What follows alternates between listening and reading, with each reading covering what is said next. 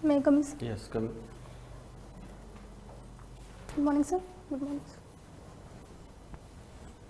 Please take your seat. Thank you, sir. अपना नाम और डिस्ट्रिक्ट बताए बिना अपने बारे में कुछ बताएं। सर मैं असिस्टेंट टीचर उत्तर प्रदेश से बेसिक एजुकेशन डिपार्टमेंट में, और मैंने हाई स्कूल अपना यूपी बोर्ड से किया है 2005 में, और इंटरमीडिएट में मैंने यूपी बोर्ड से ही 2007 में किया है, और सर मैंने बीटेक किया है 2011 में।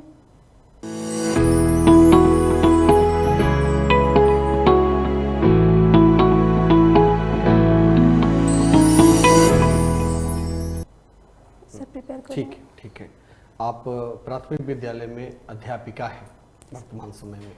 जी सर।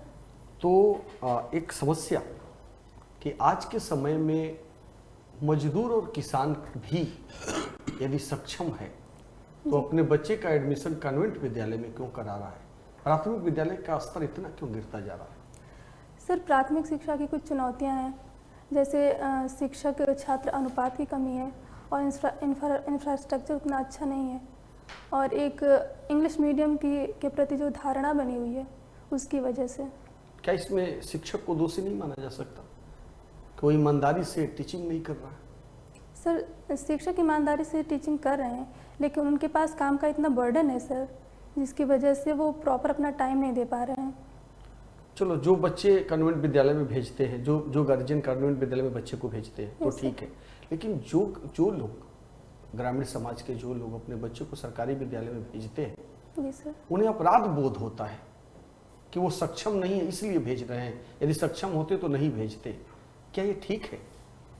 सर ये ठीक नहीं है, इसका माइंडसेट चेंज करने की ज़रूरत है, लेकिन कहीं ना कहीं ये जो विद्यालयों का प्राइवेटाइजेशन हो रहा है, इसकी वजह से एक सर उनके मन में एक ऐसा हो रहा है कि वहाँ पे अच्छी पढ़ाइयाँ नहीं हो रही हैं, और जिसकी वजह से वो अपराध बोध महसूस करते हैं सर। अच्छा।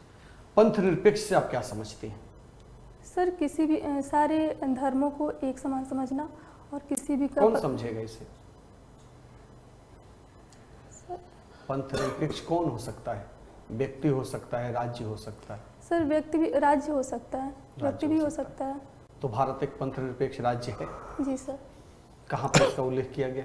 सर संविधान में उल्लेख, प्रस्तावना में ही उल्लेख किया गया है, और सर क्योंकि अपने राज्य का कोई किसी को भी पार्शियलिटी नहीं करेगा, किसी भी धर्म को स्पेशल स्टेटस नहीं देगा, जैसे पाकिस्तान में कि वो इस्लामिक राष्ट्र है, लेकिन भारत एक पंथ निरपेक्ष राष्ट्र है। क्या ये पंथ निरपेक्ष जो प्रावधान है सेकुलर, जी सर, वो मूल संविधान में था या बाद में जोड़ा गया इसे? सर बाद में जोड़ा गया था। कब जोड़ा गया इसे? सर सॉरी सर, रिकॉल नहीं कर पा रही हूँ। समान नागरिक संहिता को जी सर अभी तक हमारी सरकार के द्वारा लागू नहीं किया गया, क्या इसकी मजबूरी?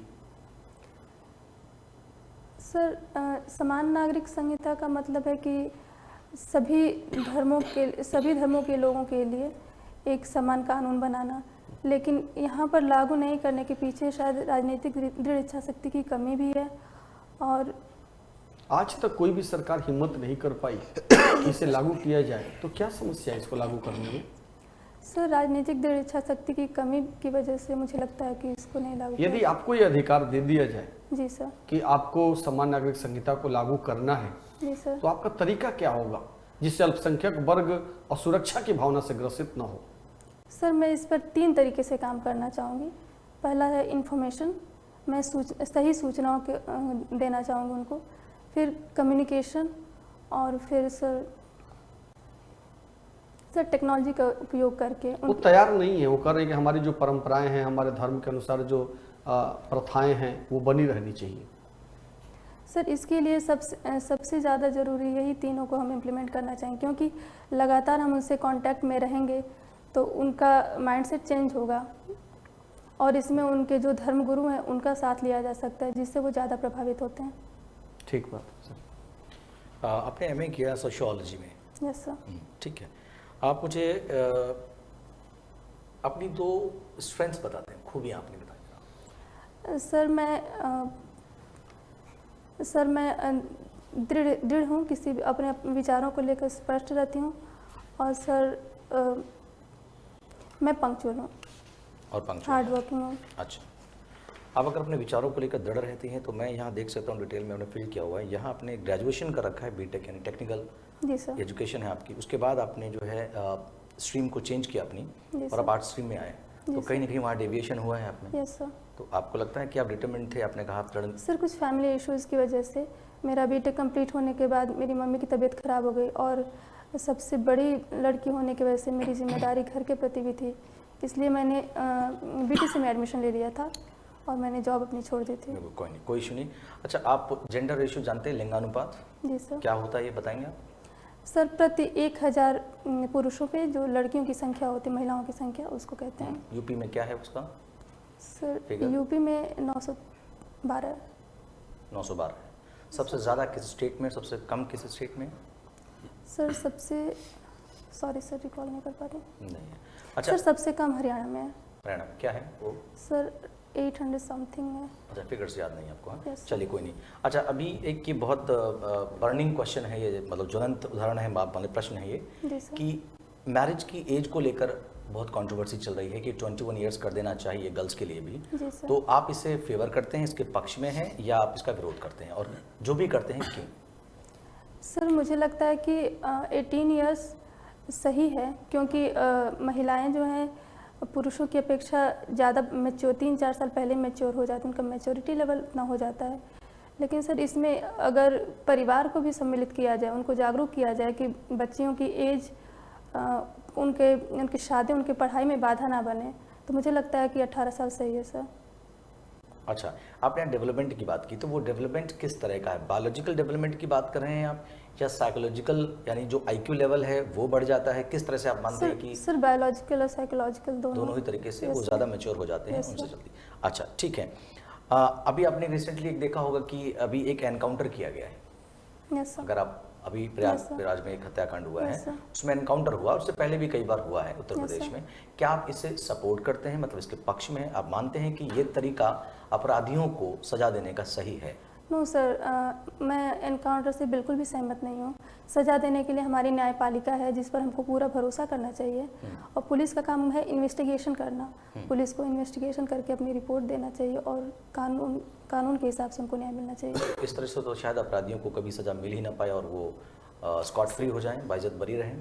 सर अगर पुलिस और प्रशासन अपना काम सही तरीके से करेगा, तो मुझे नहीं लगता कि अब कोई भी अपराधी बच पाएगा आज तक कानून के बहुत हाथ सारे से। केसेस पेंडिंग पड़े, आपको पता ही होगा, और जजेस की कितनी ज़रूरत है, तो Yes, sir. अभी तक तो ये पॉसिबल नहीं हो पाया। क्या आप कुछ ठोस कदम उठाएंगे इस दिशा में? सर मुझे लगता है कि ये राजनीतिक दृढ़ इच्छा शक्ति की कमी की वजह से हुआ है, और हमें जजों की संख्या को बढ़ाना चाहिए, सरकार को इस पर ध्यान देना चाहिए, और पुलिस को और प्रशासन को मिलकर इसमें काम करना चाहिए। अच्छा, जजेस की हायरिंग के लिए कॉलेजियम सिस्टम के बारे में आपने सुना होगा? Yes sir. Collegium, yes sir. आप चाहते हैं ये कंटिन्यूड रहे, ये बना रहे, या जैसे हम यूपीएससी या अदर एग्जामिनेशंस को कंडक्ट कराते हैं उस पैटर्न में, उस जो है तरीके से हायरिंग हो, वो ज़्यादा सही रहेगा? सर सुप्रीम कोर्ट में हायरिंग के लिए मुझे लगता है कि उसमें अनुभवी लोगों की ज़रूरत होती है, जो सुप्रीम कोर्ट, तो अगर हम यूपीएससी की तरफ किसी संस्था के माध्यम से लेंगे तो उतना अनुभव उनके पास नहीं होगा सर।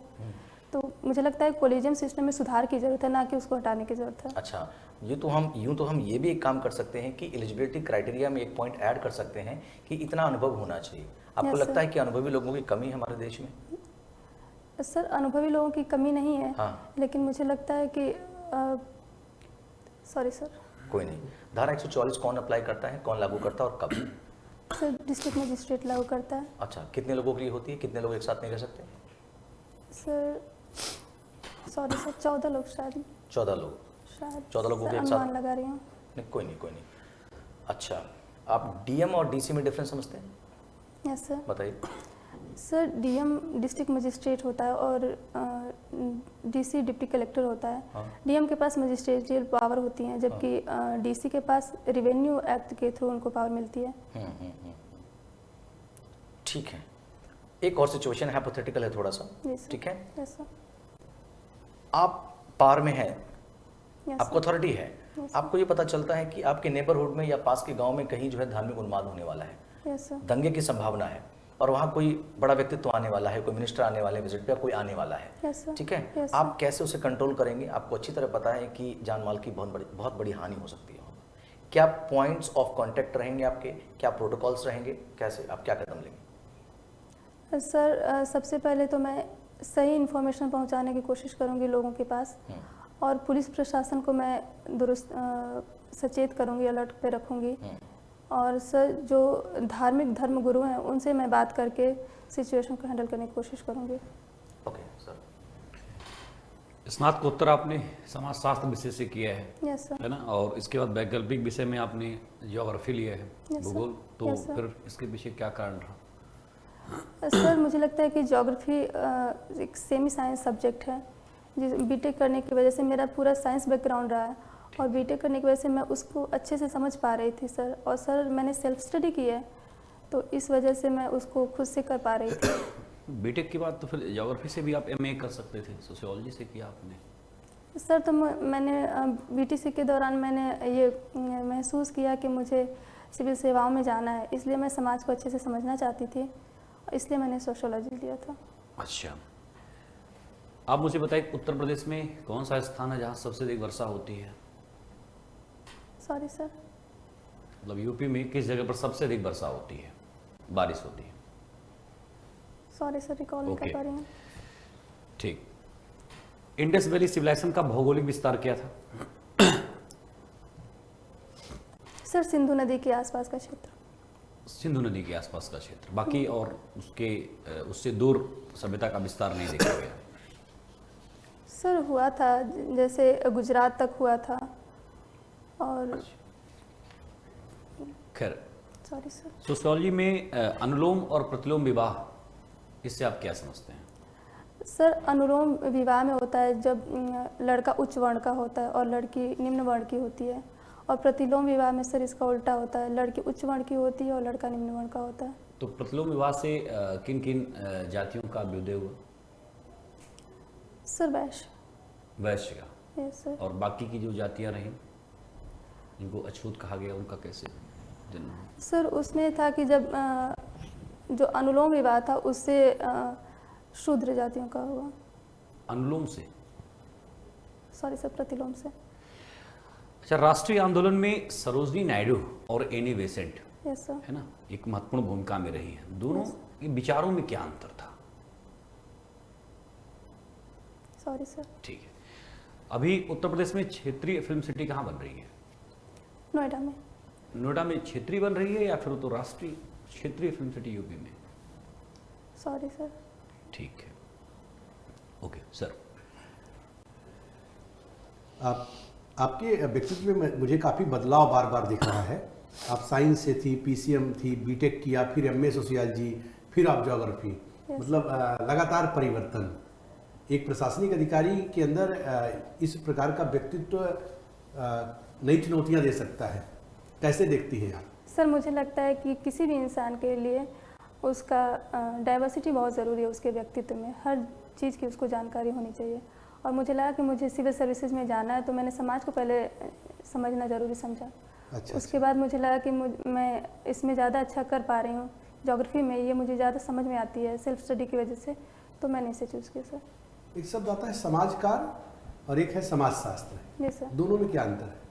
सर समाजशास्त्र के अंतर्गत हम समाज को समझते हैं, सामाजिक समस्याओं को समझते हैं, और समाज कार्य में होता है कि हम उन समस्याओं को दूर करने के उपाय सुझाते हैं।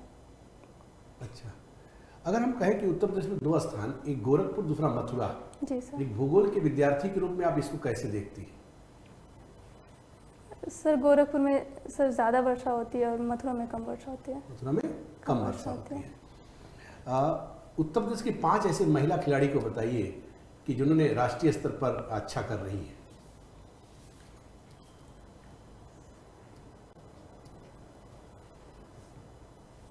सॉरी सर, रिकॉल नहीं कर पा रही हूँ। अच्छा, उत्तर प्रदेश की हमको 3 ऐसी योजना बताएं जहां पर महिला या बालिका का जिक्र किया गया हो या उनके लिए वह योजना हो। सर कन्या सुमंगला योजना, बेटी बचाओ बेटी पढ़ाओ योजना,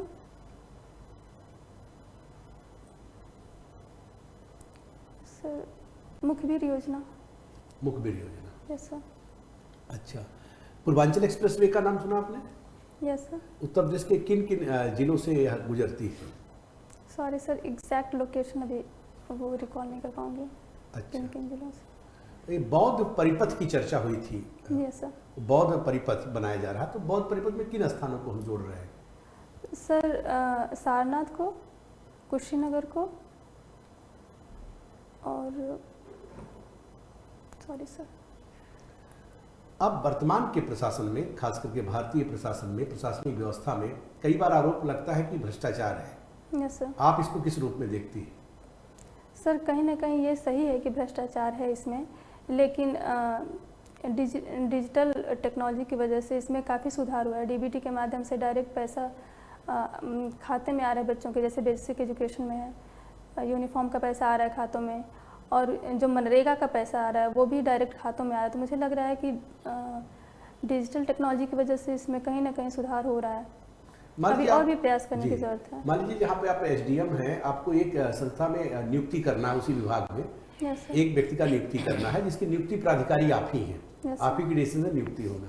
Yes, दो लोग आते हैं आपके पास एप्लीकेंट जो मतलब उस चाहते हैं पद को। इसके एक के बारे में आपको पता है कि यह स्किल्ड व्यक्ति है लेकिन बेईमान है, भ्रष्ट है। दूसरे को पता चलता है कि नॉन स्किल्ड है लेकिन ईमानदार है। किसका चुनाव करेंगे? योग्यता बाकी सब समान है। सर मुझे लगता है कि मैं स्किल्ड व्यक्ति का चुनाव करूंगी, लेकिन उस पर कड़ी निगरानी रखूंगी जिससे वो भ्रष्टाचार ना कर पाए। अच्छा अच्छा। अगर आपको मान लीजिए कि प्राथमिक शिक्षा में सुधार करना हो, यस सर। एक सुधार हमको बताया कि जो इतने सुधार सरकार द्वारा चल ही रहा है तमाम, एक अपने तरफ से आप सुधार उसमें ऐड करना चाहें तो किसको सर करें? सबसे बड़ा सुधार है कि शिक्षक छात्र जो अनुपात है उसको मैं सुधारना चाहूँगी सर।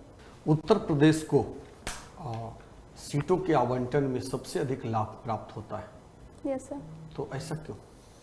सर उत्तर प्रदेश की जनसंख्या भी सबसे ज़्यादा है, और सॉरी सर, और ये भौगोलिक रूप से भी इसका विस्तार सीटों ज़्यादा के है। निर्धारण का आधार क्या है? एक ही आधार हो सकता है, सर जनसंख्या है। जनसंख्या है। Yes, तो उत्तर प्रदेश को चारों सदनों में कितनी सीट प्राप्त है? लोकसभा, राज्यसभा, विधानसभा, विधान परिषद। सर लोकसभा में 80 सीटें प्राप्त हैं, और राज्यसभा में सॉरी सर, विधानसभा में, विधानसभा में 403, विधान परिषद में, और विधान परिषद में सॉरी सर और एक पद्धति है हमारे संविधान के अंतर्गत संसदात्मक शासन प्रणाली, यस सर। जिसको हमने फॉलो किया है। कहाँ से लिया है हमने इसको? सर ब्रिटेन से। और अध्यक्षात्मक शासन प्रणाली सर यूएसए से। लिया है क्या हमने इसको? सर दोनों का ये मिश्रित शासन प्रणाली है। जैसे राष्ट्रपति हैं तो राष्ट्रपति को हमने उतने अधिकार नहीं दिए हैं, नाम मात्र का प्रमुख होता है। तो क्या ये अध्यक्षात्मक का लक्षण है क्या? नहीं सर, अध्यक्षात्मक का लक्षण नहीं है सर। हमारी संसदीय प्रणाली है, लेकिन उसमें दोनों का लक्षण है, संसदीय का भी और अध्यक्षात्मक का भी। राष्ट्रपति को हमने नाम मात्र का प्रधान बनाया हुआ है। ठीक बात है। लास्ट प्रश्न एक बता दें, उत्तर प्रदेश सरकार के द्वारा यस सर। महिला सशक्तिकरण की दिशा में जो प्रयास किए जा रहे हैं, यस सर। क्या उससे आप संतुष्ट हैं, और वो क्या प्रयास है? सर पहली तो मुखबिर योजना है जिसमें कन्या भ्रूण हत्या को रोकने का प्रयास किया जा रहा है, इससे काफ़ी सुधार हुआ है। और सर दूसरी कन्या सुमंगला योजना है, इससे भी काफ़ी सुधार हुआ है। और सर बेटी बचाओ बेटी पढ़ाओ के थ्रू भी काफ़ी सुधार हुआ है। मतलब महिला सशक्तिकरण की दिशा में स्टेट Yes, sir. गवर्नमेंट का प्रयास सकारात्मक है, यस सर। संतुष्ट हैं आप? यस या सर। कुछ और सुझाव आपका हो सकता है उसमें? सर इसके इम्प्लीमेंटेशन में थोड़ा इसको मैं चाहूँगी और सुधार करना, कि इसको ज़्यादा और कवरेज प्रदान किया जाए और टेक्नोलॉजी के साथ इसको जोड़कर और तीव्र गति से इसको किया जाए। यदि आपको एसडीएम बना दिया जाए यस सर। तो महिला सशक्तिकरण की दिशा में आपका अपना व्यक्तिगत प्रयास क्या होगा? सर सबसे पहले तो मैं सबको टेक्नोलॉजी से अवेयर कराऊंगी और ज़्यादा से ज़्यादा महिलाओं को जोड़ने का प्रयास करूंगी। जो भी योजना है ज़्यादा से ज़्यादा महिलाओं तक पहुंचे, और जो विधवा महिलाएं हैं उनको प्राथमिकता पे रखूंगी, जो निराश्रित और विधवा महिलाएं हैं, और बच्चों के बालिका एजुकेशन पे मैं काम करना चाहूँगी। Okay, thanks. Thank you sir. जा सकते हैं।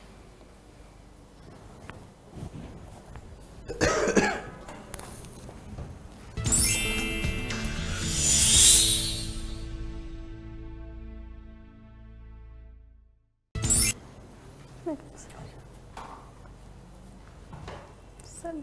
ठीक, आ जाए, कोई दिक्कत नहीं। बैठे बैठे। अच्छा रहा है ना, आपने जो एक्सप्रेशन आपका है ना, बात वार्तालाप का जो तरीका है, नॉलेज का जो लेवल है, ठीक था। Yes sir. थोड़ी सी सुधार की कहीं कहीं पे आवश्यकता है ना। एक तो थोड़ा नॉलेज को और स्ट्रॉन्ग करना है यस सर। ना, थोड़ा कई जगहों पे बेसिक बातें भी क्लियर नहीं हैं, यस तो सर। उसको आपको ध्यान में रखना है। आप प्राथमिक विद्यालय में अध्यापिका हैं तो उसको स्टैंड को मजबूत रखना है। निश्चित रूप से आपसे एक प्रश्न वहाँ से आएगा ही आएगा, बोर्ड के द्वारा हो सकता है कि पहला दूसरा क्वेश्चन ही वहीं से बने आपसे, तो उसको अपने स्टैंड को मजबूत रखना है कि जो प्रॉब्लम है वो क्यों है, किस वजह से, इसको ध्यान रखना है। अभिव्यक्ति थोड़ी प्रॉपर नहीं है आपकी। Yes sir. Sir expression starting में थोड़ा नर्वस हो गई थी। हाँ अब सर को रोक रहे हैं एक मिनट। आप नर्वस लगातार थी और लगातार उंगलियों के नाखून को तोड़ रही थी मैंने हाँ, लिखा वो हुआ चीज़ है। भी नहीं। और उंगलियों को रगड़ रही थी। ये दिखाता है कि आप मतलब घबराहट में थी। हाँ। इसको तो एकदम नहीं करना है। एकदम लगातार आप याद करिए, लगातार ऐसे ऐसे Yes, ऐसे पूरा तेज उंगलियां भी चल रही थी। Yes, जैसे ऐसे प्रश्न आ रहे थे, मेरा ध्यान था, और फिर उंगलियों को ऐसे ऐसे कर रही, एक घबराहट की निशानी होती है। इसको तो एकदम मतलब हटाना है ठीक है सर। सर। और ध्यान देना है कि मतलब प्रश्न का उत्तर नहीं पता होना कोई अपराध तो है नहीं। दूसरी बात, नॉलेज आपके पास नहीं होता तो आप इंटरव्यू तक कैसे पहुंचती, बोर्ड इस बात को समझ रहा है। Yes sir. तो वहाँ पे यदि प्रश्न का उत्तर नहीं पता है तो बिल्कुल प्रेशराइज नहीं होना है। ऐसा हो सकता है कि बोर्ड आपसे लगातार 5 प्रश्न ऐसा पूछे जिसमें आपको 5 बार सॉरी बोलना पड़े, पर वो इसके माध्यम से आपका नॉलेज चेक नहीं कर रहा है, वो इसके माध्यम से आपका पेशेंस चेक कर रहा है कि ऐसे विपरीत परिस्थितियों में भी क्या अपने पेशेंस को आप बनाए रखते हैं या पेशेंस खो देते हैं या नर्वस हो जाते हैं या घबराने लगते हैं। Yes, वो sir. उद्देश्य ये होता है। और जिन प्रश्नों का उत्तर नहीं पता है, एग्जैक्ट नहीं पता है, वहाँ पे सॉरी बोलना है। वो तो ये बोल रही थी, वो हाँ, बढ़िया था। हाँ, वो तो सही था कि मतलब वहाँ पे सॉरी बोलना है, क्योंकि सॉरी क्या ऑनेस्टी का प्रतीक है कि भाई आपको नहीं आ रहा है तो आप बोर्ड को बरगलाने का प्रयास नहीं कर रहे हैं, बल्कि आप स्वीकार कर रहे हैं कि आपको उसका आंसर नहीं पता है, नहीं पता है। Yes sir. अपनी अभिव्यक्ति को थोड़ा सा ना वहाँ पे लग रहा था कि कहीं पे चीज़ें अटक रही हैं, रुक रही हैं, Yes, sir. वो थोड़ा प्रॉपर करना है। हाँ, वो 1-2 दिन में तो नहीं होगा, लेकिन उसको ध्यान में रखना है कि हाँ, हमें Yes, अपनी sir. अभिव्यक्ति क्षमता को बेहतर करना है। हाँ। और देखिए सर ने ऐड किया, दूसरा ये, आप बिल्कुल लो कॉन्फिडेंट फील नहीं करेंगे क्योंकि sir. आप 2 स्टेप्स ऑलरेडी कर चुके हैं। Yes sir. फील कि आप लकी हैं, फॉर्चुनेट है, यहाँ तक पहुँचे हैं। Yes, ठीक है। अच्छा, अगर कोई भी समस्या आपने बतानी है तो कभी भी सिंपैथी बैकग्राउंड क्रिएट नहीं करेंगे। Yes sir. जैसे अपने मम्मी वाली बात बताई थी, ठीक Yes, है, sir. आप बोल सकते थे कि परिवार में कुछ परेशानियां थी और हम इकोनॉमिकली क्राइसिस झेल रहे थे, यानी कुछ आप Yes, समझ रहे sir. मेरी बात को। Yes, sir. अच्छा, दूसरी बात, आप जब भी कोई बोर्ड मेंबर आपसे क्वेश्चन पूछेगा, आप पहले उन्हें ही देखेंगे, आई कांटेक्ट करेंगे, उसके बाद बीच बीच में बाकी जो लोग बैठे हैं उनके साथ भी आई कांटेक्ट थोड़ा थोड़ा करते रहेंगे। Yes, sir. आई कांटेक्ट बराबर रहता है आपका। Yes. बाकी आप कूल थे, काम थे, बहुत अच्छा आपने किया है और आप क्वेश्चन को समझते बहुत अच्छे से हैं, ये बड़ी अच्छी बात है। जरा सा भी आप अधीर नहीं होते हैं, पेशेंट रहते हैं, ये अच्छी बात है सर। देखिए, आपने हमारे अधिकांश प्रश्नों का जवाब नहीं दिया, बट इसके बावजूद भी हमें तनिक भी बुरा नहीं लगा। क्यों? क्योंकि बड़ी सफाई से आप इस चीज़ को स्वीकार कर दे रहे हैं कि नहीं सर, नहीं पता है। तो इस चीज़ को मान के चलिए कि अगर जवाब नहीं भी दे पाती हैं यस सर। तो बिल्कुल ऐसा मत सोचिएगा कि मेंबर उस चीज़ को लेकर के निगेटिव हो रहे होंगे, बिल्कुल नहीं। दूसरी सबसे बड़ी बात हम आपको बता दें, आप योग्य हैं, इस जगह पर पहुंची हैं। Yes, sir. इस बात को ऐसे मत मान के चलिएगा कि अगर यहाँ नहीं हुआ तो कुछ नहीं, ऐसा वैसा, तनिक भी नहीं। sir. हमेशा बेहतर आप करते रहेंगे, तो उस आत्मविश्वास के साथ आइए, अच्छा होगा और मुझे उम्मीद है कि आपका सिलेक्शन होगा। बिल्कुल। एजुकेशन वाली बात में सर ने आपसे पूछा, आप नहीं बता पाए थे कैसे उस रेशियो को बराबर करेंगे, टीचर और स्टूडेंट वाला। Yes, sir. तो आप प्लीज़, क्योंकि आप ऑलरेडी प्राइमरी एजुकेशन में हैं, तो इस पर स्ट्रांग रहें। वो ये भी पूछेंगे कि आपके हिसाब से कितने स्टूडेंट्स पे कितने टीचर सही होते हैं। ये पूछ सकते हैं। या तो आपका ओपिनियन होगा या कहीं ब्लैक एंड व्हाइट में लिखित कहीं होगा, उसे फॉलो करेंगे आप। क्या नाम है आपका? प्रतिभा यादव। प्रतिभा जी, कहाँ से बिलोंग? मऊ से। मऊ से। अभी कब है इंटरव्यू आपका? 15 मार्च को। 15 तो आपका खूब समय है, बढ़िया किया सर लोगों हाँ। ने सारी बात बता भी दिया आपको। बिल्कुल, बिल्कुल। बहुत अच्छा कर रही है। और एक मौका इंटरव्यू और एक बार और आ टाइम जाए, निकाल गैप करके थोड़ा होली तो के यहीं बाद। पर? हाँ हाँ, मतलब यहाँ पर ही हम अब बाकी और कहीं नहीं दे सकते, यहाँ भी मतलब दीजिएगा। ठीक है होली इसी के पता बाद- चलेगा ना कि मतलब पिछले इंटरव्यू में और इस इंटरव्यू में आपका क्या डिफरेंस हुआ, कुछ आपने इम्प्रूव किया कि कितना नहीं improve किया। जो बातें आपको बताई गई इसका हाँ। कितना हुआ, बाकी आप शीशे के सामने घर पे भी कर सकती हैं। Yes sir. करंट थोड़ा पढ़ लीजिएगा, बजट वगैरह देख लीजिएगा। Yes, sir. बाकी ये परिवर्तन जो आपका, जैसे एमए आपने सोशियोलॉजी और एमए फिर ज्योग्राफी, इस पे थोड़ा एक सटीक आंसर कुछ तैयार करिएगा ठीक कि है। क्या हम दें। बोर्ड ने इसी के आधार पे क्वेश्चन पूछता है, जो आप देते हैं ना उनके सामने, उसी के आधार पर क्वेश्चन पूछते हैं उनके। अगर आपने बीए एमए किया होता तब ये प्रश्न नहीं बनता, लेकिन आपने बीटेक किया, फिर एमए सोशियोलॉजी और इस पे ज्योग्राफी, तीनों स्ट्रीम्स बार-बार तो थोड़ा सा चेंजिंग जो आई है, ठीक है, एक सभी करना, बाकी हो जाएगा आपका बढ़िया। बिल्कुल बिल्कुल, बहुत अच्छा है, बहुत अच्छा है। अच्छा हो जाएगा तो रैंक वो तो रैंक चाहते वो हैं। तो इसलिए बताया जा रहा है कि और चीजें बेहतर हो जाए, पर ऑलरेडी Yes, sir. बेहतर है सब कुछ। बिल्कुल बिल्कुल, आप लो कॉन्फिडेंट बिल्कुल फील नहीं करेंगे। ठीक है हम लोग रैंक के लिए सुधार बता रहे हैं कि आपको रैंक लग जाए। ठीक, ठीक है sir, thank you, all the best. All the best, thank you sir. Best of luck.